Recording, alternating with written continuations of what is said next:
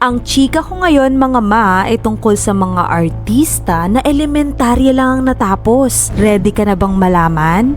Chika? Eto, John Lloyd Cruz. Gulat ka, no? High school dropout siya and tinamad ng mag-aral. Mas bet na lang umarte on cam. Next, Anthony Jennings. Alam nyo ba na si Anthony Jennings grade 2 lang ang tinapos? Parang elementary lang yung natapos ko. Siguro pinakamataas pa. Grade 10 pa siya. Heto, Janice de Belen. Gaya ni John Lloyd, si Janice de Belen din noon ay drop out sa high school kaya di na natapos. Nag-focus na daw ito sa pag-aartista.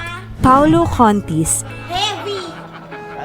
Hindi natapos ang high school at sa ABS-CBN Learning School na lang nag-aral. Hetong si Nino Mulak kahit elementary di natapos dahil daw sa sobrang kasikatan nung panahon niya. Ikaw, kung singyaman at sikat ka na nila at di ka pa nakapagtapos ng iyong pag-aaral, mag-aaral ka pa ba? Pero bago ka mag-comment, follow mo na ang page ng Chika Mama mo para sa iba pang chika.